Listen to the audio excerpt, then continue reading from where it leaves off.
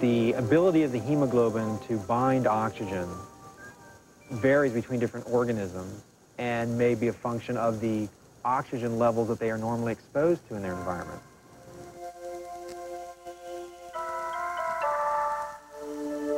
Let's say you're a fish living in a river which has a very low oxygen environment. You may have a hemoglobin that has a very high affinity for oxygen. Dr. James Hicks studies the circulation of many different animals, but his favorite are reptiles. Their adaptations also begin with blood. The components of reptilian blood are the same as the components of mammalian blood, but there are some differences. For example, they are said to be nucleated red blood cells. That is, they have a nucleus, and they can carry out protein synthesis. This differs from human red blood cells, which don't have a nucleus. The reptile's nucleated blood cells allow the animal to produce more hemoglobin protein, even after the cells begin to circulate. This may give reptiles a competitive advantage in their environment. Say you were a turtle and you were burying or burrowing into the bottom of a pond for the winter, where there's so little oxygen you could not measure it. In those animals, an interesting potential function of these nucleated red cells might be to synthesize hemoglobins which have a very high affinity for oxygen, so they can grab any oxygen that's out there and circulate it out to the rest of the body. Reptiles can survive in these low oxygen environments because their slower metabolism requires less oxygen. If we look at the metabolism of a 6-foot alligator and compare it to the metabolism of a 6-foot man, we will find that under resting conditions, the alligator has a metabolism that is 5 to 10 times lower than it is in the 6-foot man. So there is this basic difference between reptiles and mammals in their overall metabolic rates. Reptiles and other vertebrates show different adaptations related to oxygen delivery.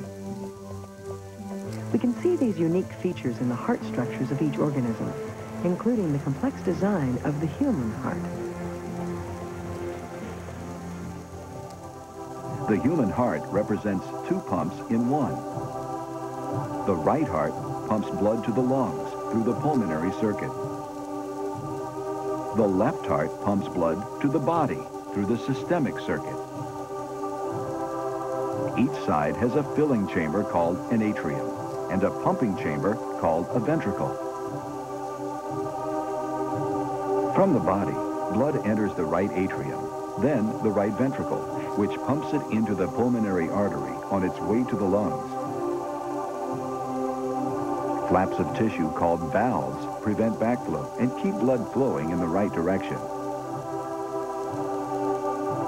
From the lungs, freshly oxygenated blood returns through pulmonary veins to the left atrium, then the left ventricle, which pumps it out the main artery to the body called the aorta. This durable 4-chambered muscle beats some 2.5 billion times during the average human lifespan. Only animals with exceptionally high oxygen requirements, such as mammals and birds, use a 4-chambered heart.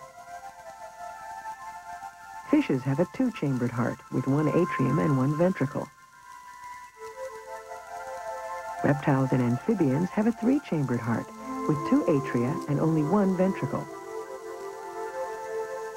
In reptiles, the single ventricle is partially separated into a right and left side, which offers these animals the unique ability to direct their blood flow. Unlike mammals that have to send all their blood right to the lung, reptiles can actually bypass the lung and send the blood right back out to the body, or it can recirculate right to the lung again. The reptiles have the capacity to actually bypass either the pulmonary or systemic circulation. In his laboratory, Dr. Hicks studies alligators which have a special feature not found in most reptiles, a heart with 2 aortas. He hopes to discover exactly how the alligator uses this extraordinary adaptation. What we're trying to understand is what went on to result in this kind of circulatory design. It just doesn't seem to make sense when you look at it.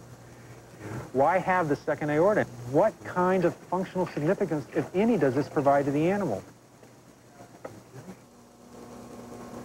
Much like the shared ventricle common to most other reptiles, the alligator's second aorta and other adaptations may provide a shunt that can bypass either the lungs or the body. Dr. Hicks believes this may help the animal alter blood flow for strenuous activities that require more oxygen. These shunts may be involved in the prolonged dives. For example, alligators can stay underwater for hours at a time. They don't survive in spite of the shunt. They really may be surviving because of the shunt, and we're trying to understand how the shunt may be helping them survive and be a successful vertebrate. Whether it's two aortas, high-performance hemoglobin, or a four-chambered heart, different animals meet the challenges of circulation in different ways, depending on the unique environment in which they live.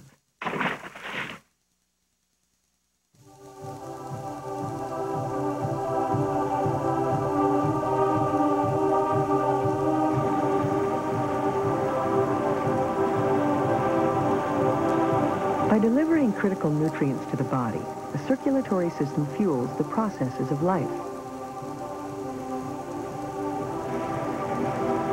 Because it requires so little attention, we forget just how vital the system is, until something goes wrong. I woke up 3:30 in the morning, and I was just sick. I was really just felt sick. I can't describe it to you. But within a minute and a half, it became clear to me. I was having chest pains. I was getting pain in my left jaw. I was very nauseous, and I was real clammy, sweaty clammy. I knew I was having a heart attack. Jerry had a close call, but he's not out of danger. Cardiovascular disease is the leading cause of death in the United States. A heart attack presents the greatest danger because it interferes with the heart's normal pumping action. In cardiac function, we talk about two parts of the cardiac cycle, systole and diastole. In systole, the pumping chambers, the ventricles, push blood into the arteries, and in diastole, the ventricle or the pumping chamber relaxes and allows it to fill. The two atria beat at the same time. Then after a pause, the two ventricles beat. The reason for that is that when the atria have contracted or had a beat, you have to allow a little time for the ventricle to fill. First the atrium, then the ventricle. This helps in a way to keep the blood flowing in the right direction in both sides of the heart. And if it functions in an orderly manner, it helps to keep the output or the amount of blood pumped by each side of the heart equal. The two sides of the heart are pumping blood to different parts of the body. But a sudden disruption in blood flow to the heart can upset this cardiac cycle. I first met Jerry when he presented with an acute heart attack. What happened was that one of the three arteries, the main three arteries that feed the heart muscle, developed a small blood clot which formed in the artery that feeds the heart muscle. And when that began, that area of heart muscle no longer had the blood flow that it needed to carry on active metabolism and keep beating. So that area began, in a sense, to die. And this is the beginning of a heart attack. And how's your cholesterol been running? Pretty good. To prevent a dangerous relapse, Jerry's doctors carefully monitor him for signs of a blocked artery. A heart attack often weakens one chamber of the heart, producing an unequal balance of blood flow. You're still warming up here. Your heart rate's up to 90. You've been going a little over 2 I had some shortness of breath while this was going on, and I'm not sure that was anxiety instigated or what the reason was. the left side of the heart was pumping less blood than the right side of the heart. The blood pumped from the right side of the heart into the lungs would be trapped in the lungs. It would not be escaping out. So you would have more blood in the lungs.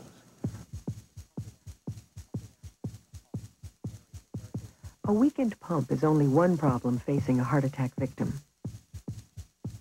Even more common is the disruption of the pumping rhythm, normally maintained by the heart's own pacemaker.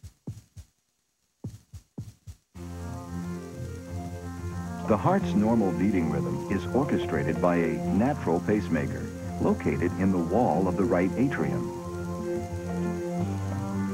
This small patch of muscle, called the SA node, spontaneously generates an electrical impulse that spreads over both atria, causing them to contract. As the impulse spreads, it triggers the AV node, which delays, then relays the signal to both ventricles. Even without input from the nervous system, our hearts will continue to beat to the rhythm of this natural pacemaker. So we'll start to put you to a little work here. Assuming Jerry's heart gets a good supply of blood, it will beat normally. But if blood flow is interrupted, an abnormal rate or rhythm can result. Patients that present with heart attack are subject to develop arrhythmias, which are abnormalities of the heart rhythm. The most common type of arrhythmia would be PVCs, or premature ventricular beats, which would be signs of irritability of the heart muscle because it's being starved from the blood flow. Abnormal rhythms are the major cause for sudden death when individuals develop a heart attack. Jerry did have a very slow heart rate, which was related to inadequate blood flow to part of the electrical tissue in his heart, such that the heartbeat actually slowed down. Jerry was fortunate in that he presented to the hospital quickly and thereby limited the amount of damage to his heart muscle. I was a little surprised that I had a heart attack, although I don't know why I would be surprised. Both of my parents died of heart disease. I should have known, but nobody believes it's going to happen to them. About 90% of the important information that we needed to diagnose his condition as an acute heart attack came from the history. That here's an individual with a strong family history of coronary artery disease who has elevated cholesterol, who suddenly develops severe pain in the chest, jaw, and left arm. And in that individual, we would assume that he's having a heart attack until proved otherwise.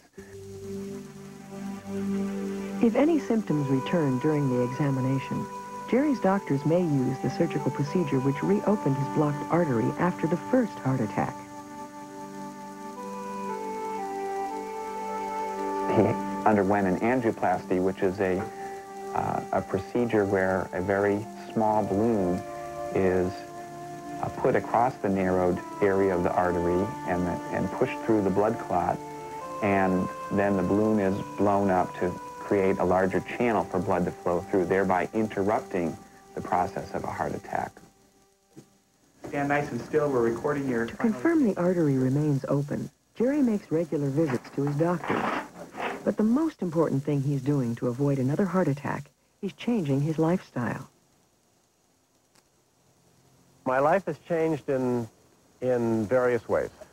I'm eating very differently, I'm exercising very differently, and I think I'm dealing with the stresses of life very, very differently.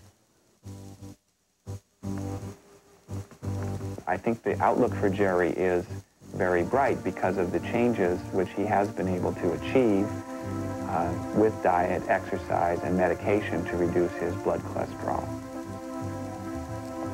It was definitely a wake-up call, and I guess I was pretty lucky. Only time will tell if Jerry has found the key to his heart troubles. While it sometimes fails, the cardiovascular system normally performs with remarkable resilience. This intricate internal network operates without pause, transporting nutrients and waste to and from our living cells. To our bodies, the circulatory system is a river of life, rich with the essential chemicals we need to survive.